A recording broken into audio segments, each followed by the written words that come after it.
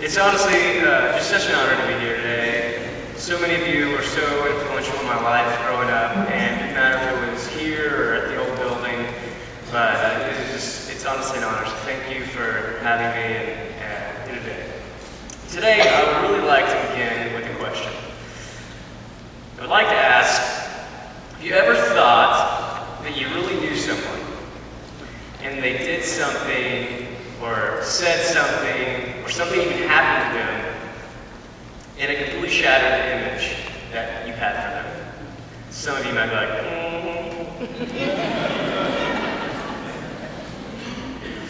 But really, you had this image, and you thought you knew them, but it was shattered by something. And it happens with kids and their dad all the time. For whatever reason, like when kids grow up, they have this illusion that their dad, that is just the strongest guy in the world and the toughest guy, and no one could ever beat him up. For whatever reason, I never had that issue. I don't know what it was, but I just never dealt with, thinking my dad was unbeatable. So, I specifically remember when I was in kindergarten that I had to write down, it was Father's Day, we had to write down the height of our dad. So our dad would kind of stand up, and we had to look up to them, and they were so tall, and we're, so small, and so people, the kids were just, 10 feet tall, right down, 11 feet tall, 9 feet tall. And I waited, and I kind of looked around at other kids' papers, and I was like, okay, I know it's not 10 feet tall, I don't know, and so I just overcompensated, and I wrote down 4 feet tall. Proud moment for my dad.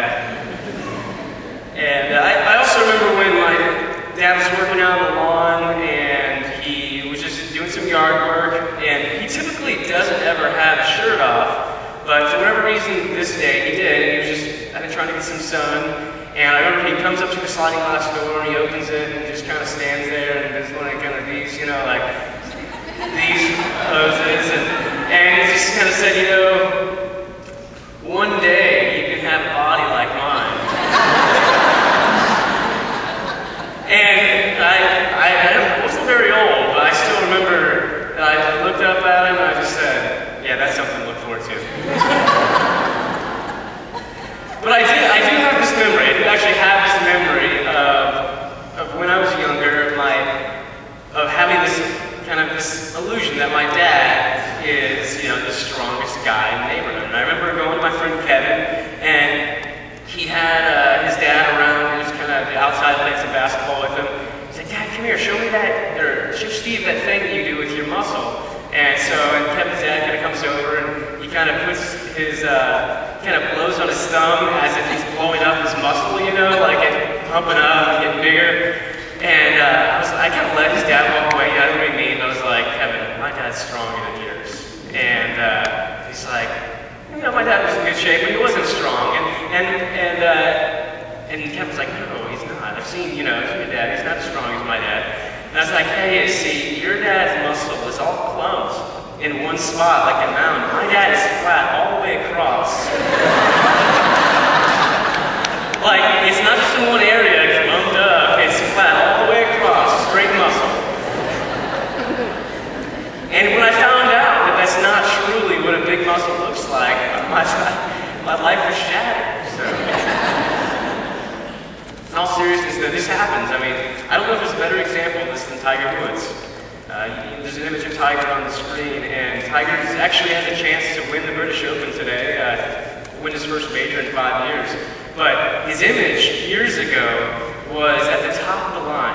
You probably couldn't think of, him, Peyton Manning, maybe a couple others that were at the top of the line of just someone that you look to as being high integrity, someone that you wanted your kids to be like, someone that talked well, was respectful, and that obviously was shattered. Just 12 or so women that he cheated on his wife with, and it's one of those things where, even if, I really like Tiger. I hope he continues to rebound. I hope the best for his wife that cheated on. I hope that there's reconciliation. I hope that all happens. And I hope he gets, for the sake of for golf, I think they need him to do better. But image that he had was completely and utterly shattered. When it comes to Jesus, I think sometimes we have this flannel graph image of Jesus. And I wasn't aware of this, but apparently flannel graphs aren't, I shouldn't really know what one is. For whatever reason, we had one in our kids' room when I was growing up, and not in my house, but in our Sunday school. And basically, flannel graph is just a piece of flannel, and you have images of cloth, and you put the pieces of cloth on the board to like do Sunday school lessons. So you had a piece of like a cloth picture of Jesus, and you pasted them on the flannel board and show some hugging kids or some sheep around, and it's just a really cute way of getting an image of Jesus. And the flannel graph image isn't a false image of Jesus, but it's just a 2D image of Jesus. It is what it is. It's not a full picture. And sometimes this image is shattered when we come across some just very difficult passages just interacting with people. It's almost like we just read over them and we assume that he's not really being offensive or mean or anything. And it's always with the right intention, but we just have this image that Jesus, never really dealt with any human emotions. And I think, we picture Jesus as he's walking along the path, flowers are popping up, and he's always got this minty, fresh breath, and, someone steals his wallet, he's like, Frank, you did it again, stole my wallet. Stop that, it's okay, but, it just doesn't ever deal with emotions. And when it comes to Jesus, this image is just sometimes shattered. And if you look in Matthew 8, and the texts are going to be on the screen, but in Matthew 8, we come across a story that really, really makes us struggle sometimes with some of the images and pictures that we have of Jesus. In verse 18, Jesus saw the crowd, it says, around him, and he gave orders to cross the other side of the lake. And at this time, Jesus was beginning to have a pretty large following. People are seeing, some of his miracles, they're listening to his teachings, like, oh, this is pretty good stuff. This is different than what I'm used to. I want to follow. And so he's beginning to have a lot of applications to be a part of his discipleship group and to be a part of his following. And verses later, the next verse in 19, it says this: "And the teacher of the law came to him, the Pharisee, and said, 'Teacher, I will follow you wherever you go.' Jesus replied, 'Foxes have holes, and birds of the air have nests, but the Son of Man has no place to lay his head.'" And he's just being straightforward. He's saying, listen, for my current mission, for my ministry, I'm homeless right now. Like, do you recognize how difficult this will be? Every night I don't have a place to lay my head. Do you really want to be a part of this? Being a disciple of Jesus meant sacrifice. And at this point, Jesus probably, it's actually in Scripture multiple times, but even more than what's documented there because of how human everybody is. He had people that were interested in following him. You had people that wanted to be his disciple, and then they kind of flaked out.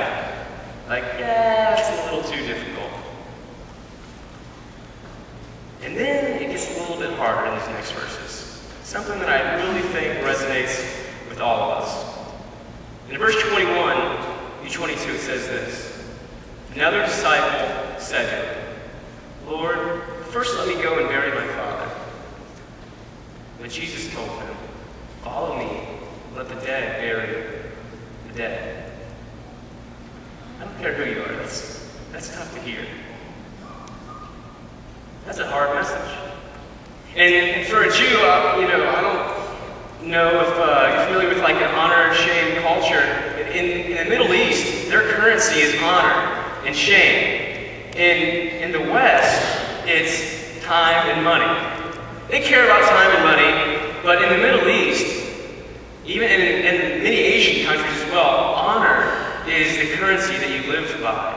And there's a story of one of my friends who actually is a missionary in a Middle Eastern country, and he's talking about how he had to go up to a little pavilion, and he was buying some fruit, or he was buying just a souvenir, so I don't know what he was buying, but he was there, and he specifically said that he remembers that he had the item in his hand that he was buying, and he had the money right here, and by the time he looked up, the guy was gone. That would never happen in a store here. I mean, if anything, you're not going to touch that thing until I have the money in my hand, if I'm the merchant. But what had happened was there was a little conversation brewing over here, and people were debating who was right. And see, that mattered to him more than that little bit of money he was going to make off that item. Because see, if he was a part of the culture, of the side that was right, and it was deemed by the crowd as to be the most accurate, that he actually gained honor as being a part of that group. It's a currency. It's very weird. It's very strange. It's something we don't used to. I say all that just to give the context that burial practices is the last opportunity that you give people honor. And so it's even harder for a Jew in this situation than it would even be for us. So when Jesus says, the dead bury their own dead, he's telling them, listen, right now, I'm the only one that deserves your honor right now. I'm the only one that deserves your allegiance right now. That's tough. And the followers of Jesus must have thought, who does Jesus really think he is? Like, what kind of ridiculous allegiance does this man require? And the disciples might have been even, Jesus, that's not very seeker-friendly. The unbelievers are not going to be really happy about the fact that, you're just kind of telling people that, they need to drop everything they're doing. That's not very conscious of what they want. And the disciples probably are reflecting the fact that, listen, chapters earlier, this is Matthew 8, chapters earlier in 5, 6, and 7, Jesus tells them to love your enemy. He's like, really, Jesus, can we just love those who are kind of like us, that like the same things as us, that, give you honor and faith, and why do I have to love even my enemy?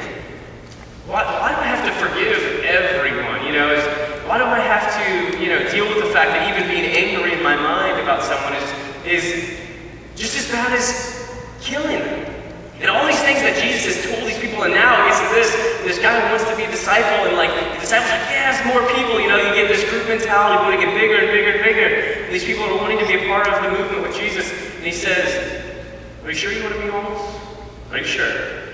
And Jesus is probably thinking back to mind all the people that said they would and they didn't. And Jesus says,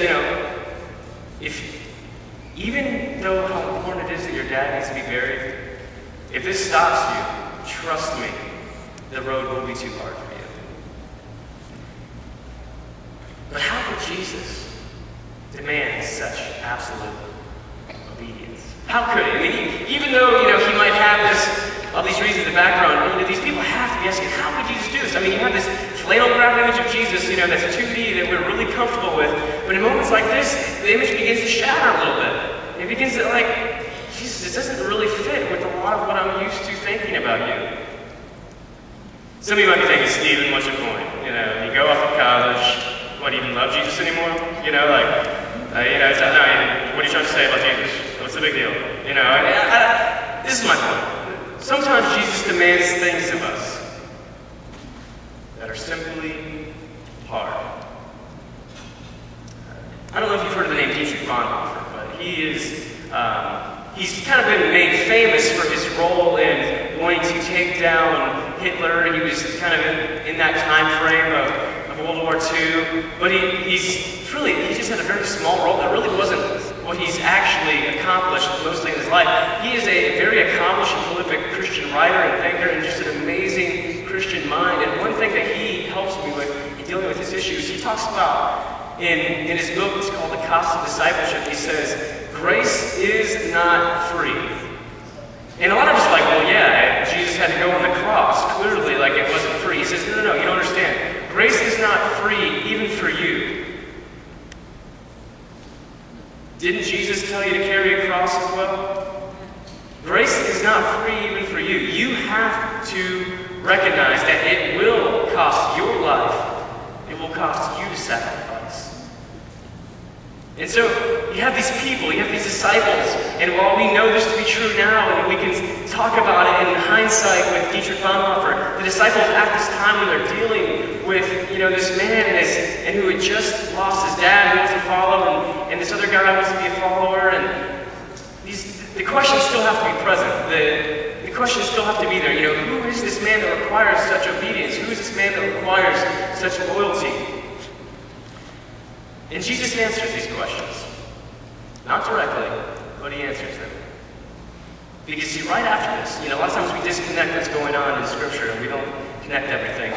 But right after this, he takes the 12 disciples and they go out on the lake. Jesus falls asleep, but a storm arises. And the winds begin to nearly topple the boat, the waves begin to get bigger, and they begin to crash on the side of the boat. And they wake Jesus up and they say, "Don't you care that we're about to die?" And Jesus kind of gets up, and he looks at him and says, "You have little faith." And I have a feeling that when Jesus said, "You have little faith," he wasn't just talking about being scared of the storm. I have a feeling Jesus has a lot built up in his mind about what's happened previously in the day. He's probably thinking about, I can tell you're not really trusting how this whole Messiah movement should go. I have a feeling you're not real comfortable with me telling people exactly what they need to hear. And he's probably recognizing that the people around him are beginning to question him. And now they're questioning whether or not he's going to be there to protect them against this storm. And so Jesus moves on from rebuking them and saying, "You have little faith," and then he rebukes the storm and he tells it to go silent, and everything goes silent. And you can imagine the disciples just kind of looking around, eyes open, mouth agape, and just in awe. And the disciples after that day, they only had one question. It wasn't, "Jesus, why did you do that? Why were you so straightforward to that guy?" The question wasn't, why couldn't you just tell him to follow, and if he doesn't want to, then he can leave later? Why do you have to, why did you rebuke us? We were just being scared and we just wanted, no, the only question I know that they had today, because it's actually in the Scripture, the only question after this event is this. They say, "Who is this man that even the winds and the waves obey?" See, in calming the winds and the waves, Jesus answered all of the unasked questions that must have been going on in their head. Because only Jesus could demand absolute obedience because he had absolute authority. And some of you might be thinking, we've seen this before, this sounds familiar. And if some of you are familiar with the story of Job, he's one of the only righteous men on the entire earth. And Job is basically, living his life. He's been blessed by God. He's got a huge family. He's got tons of crops. And then Satan says, I want to test this guy. I don't think he's as faithful to you as you think. And God says, "You know what? I don't like that, but I promise you he will be faithful to me. That's how much I trust Job." And so eventually this Satan just goes all out. And God's heart is probably breaking for this guy. As Job, his family is taken from his house, all his riches, he's basically got nothing now. Nothing. And Job, in his humanity, none of us complain, cries out to God. He said, in Job 31, he says, "Isn't it calamity for the wicked and misfortune for those who do evil? Doesn't God see everything I do and every step I take? Why is there misfortune for me?" And how does God respond? There's a lot of that goes on. It's not just this one line that Job says. There's a lot of text in Job. But eventually God responds and says this in Job 38. He says, "Who is this that questions my wisdom with such ignorant words? Brace yourself like a man, because I have some questions for you that you must answer." He says, "Where were you when I laid the foundations of the earth? Tell me if you know so much. Do you send the lightning bolts on their way? Do they report to you, here we are? Who cuts a channel for the torrents of rain and a path in a thunderstorm?" See, God silenced Job, not to be mean, but just to put him in his place and say, "Listen, I have absolute authority, and therefore I can demand absolute obedience." And when God became man, I love this image of Jesus, because when God became man, he too had the path and the power to carve out thunderstorms, doesn't he? He too had the same power that God demonstrated with Job to say, I have the power over the lightning and the thunderstorms. And Jesus, with his disciples in the sea, says, I have the power to calm the winds and the waves. And therefore I have the power and the authority to tell you how you should live. And that's why I have a feeling Job and the disciples were in the same state of mind after they encountered this power of Jesus. And they just said, who is this man? Who is this God that controls the winds and the waves? Because see, when Jesus calms the sea, he's not really performing a miracle. He's establishing himself as God. And as God, he has absolute authority to command absolute obedience. And I wonder even when Jesus does this, I wonder, because we don't really know what Jesus is thinking, he has willingly emptied himself. He is still in charge of that, but he has chosen to empty himself when he became human. So we don't know exactly what Jesus knows. We don't know, but I just get this feeling that when he exercises power over the winds and the waves, that maybe some of that muscle memory kicked back in. He maybe thought about doing the same thing with Job. He knows that he has authority, and the disciples knew, and Job knew that they had authority. But we have questions too, don't we? I mean, we too come to God with questions, good questions. Questions about the Christian life. We say, we too wonder why it has to be that hard sometimes. Do we have to let the dead bury their own dead? And Jesus, we ask these, do we really have to love even our enemy? I mean, why can't it be people that really just treat us well? Why can't we just love people that love us? Why can't we just love people that love Jesus? Why can't we just love people that live in our neighborhood, that live in our country, that just look like us, that feel like us? Why can't we just love those people? Why do I need to forgive everybody? I mean, everybody, what if they really, really don't deserve it? What if they've been unfaithful? What if they have done something that is so bad they don't need forgiveness? Why do I need to serve people? I feel like I'm always the one sacrificing for people. I'm always the one having to be the servant. When can someone else serve me? Why? And this is where following Jesus gets tough. Because he looks at us and he says, do you trust that I have authority or not? Do you trust me enough to actually be my disciple? And instead of questioning Jesus on what we really should be doing when it comes to loving our enemies or forgiveness, we need to be putting ourselves in the same state that Job and the disciples were put. And we have to ask the question, who is this man that the winds and the waves obey? That's where we need to be. That's the question we need to ask. And unfortunately, even if we don't, God will likely put us in that situation if we don't want to sometimes.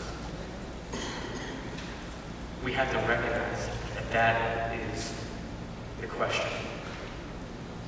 Once we recognize the absolute authority of Jesus, we will not question his call for absolute obedience. And once we no longer question him, we can actually begin to live like him. I really believe we have like two options with this. I see that we can be like some of the disciples who came to Jesus with an eager heart and an eager mind,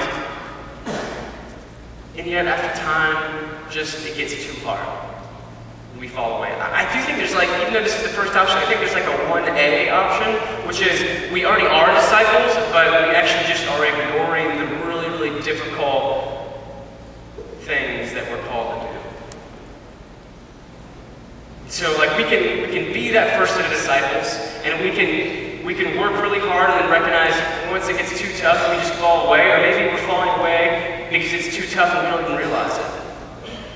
And then there's the second option, and you can be like the 12 disciples of Jesus.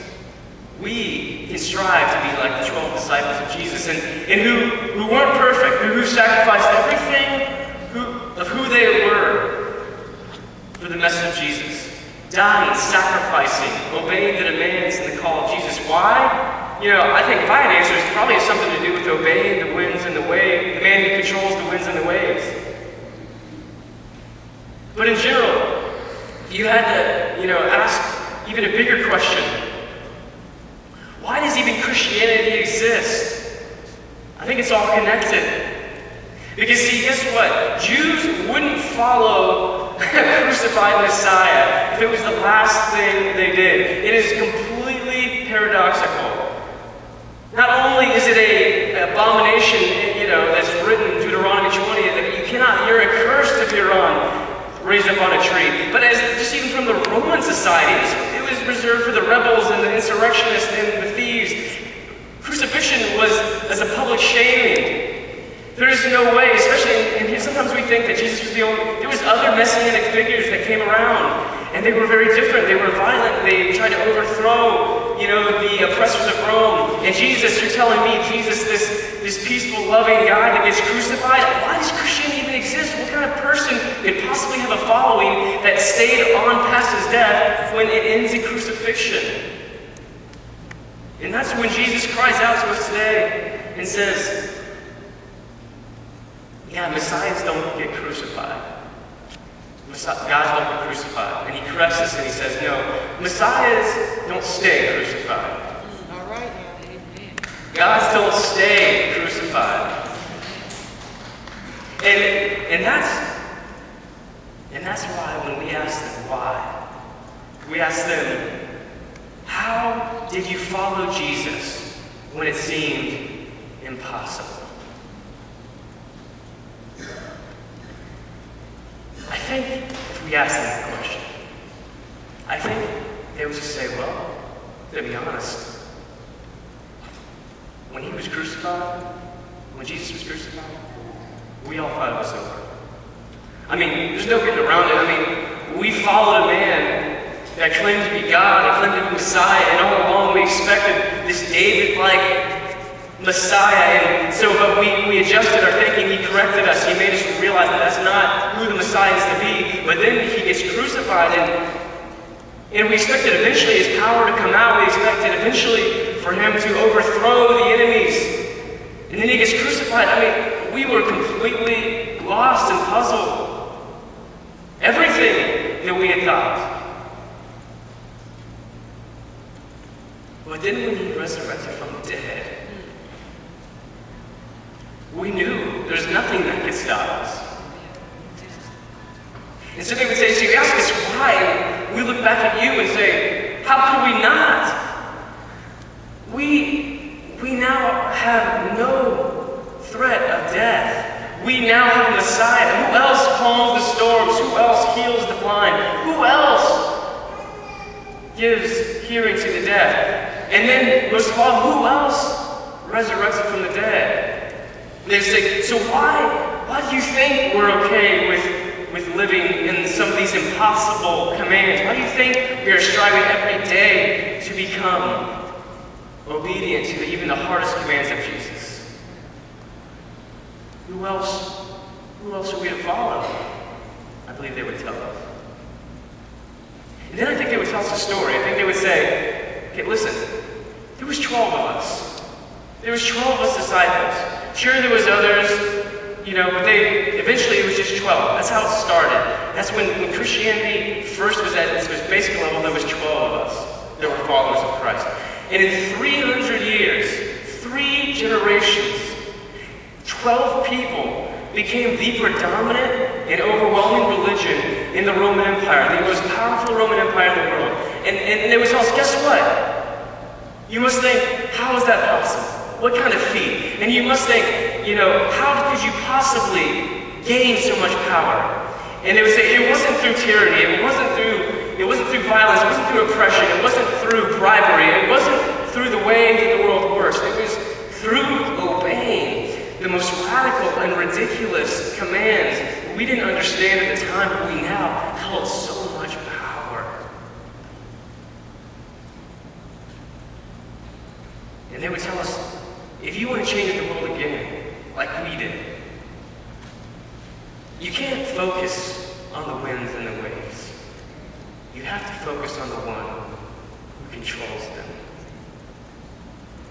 And if you want to change the world again, you too must obey even the toughest of Jesus' commands. And they would look at us and say, listen, don't think we didn't have it tough. When the whole world around, in the Roman world, looked at us, and the plagues began to go across the Roman Empire, and illness struck up, people began to flee and leave the sick, leave the dying, and it was us. It was us Christians, because we knew the love of Jesus, and we had to stay.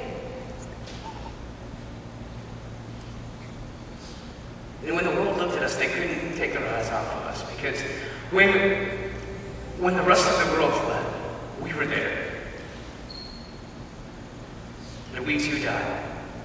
And there's accounts in Roman history of literally of officers complaining that the poor are not only taking care of their poor, they're taking care of our poor too, and how annoying it is. They don't know how to deal with these people because they are just overwhelming.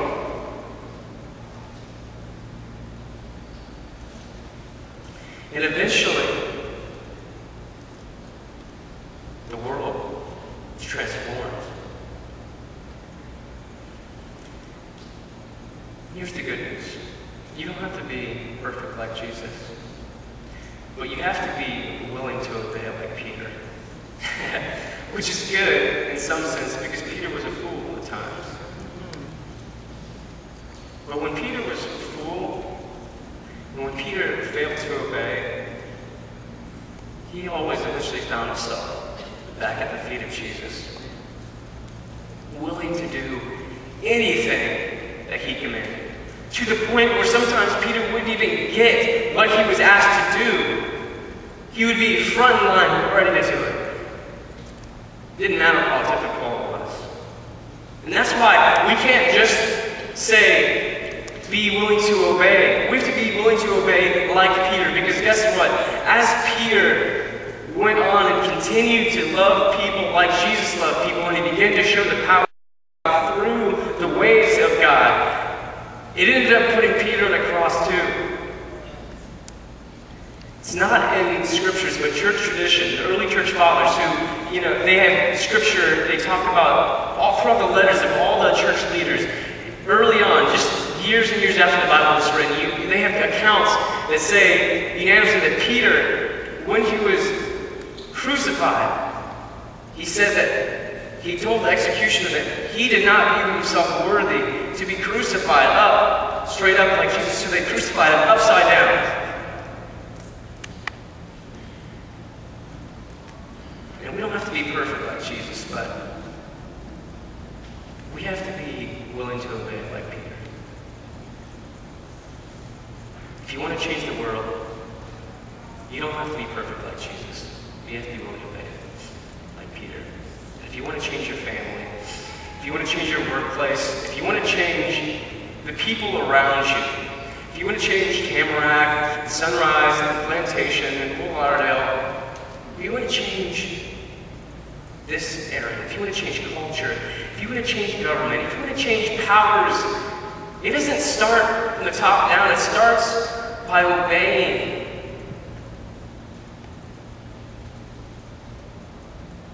You don't have to be perfect. You have to be willing. Let's pray.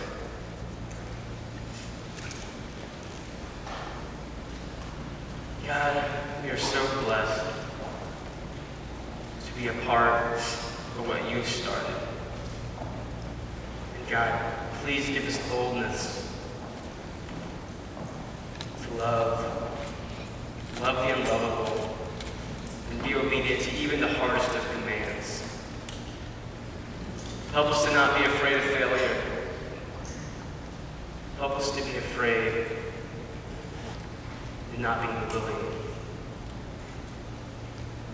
Help us to change the world one person at a time.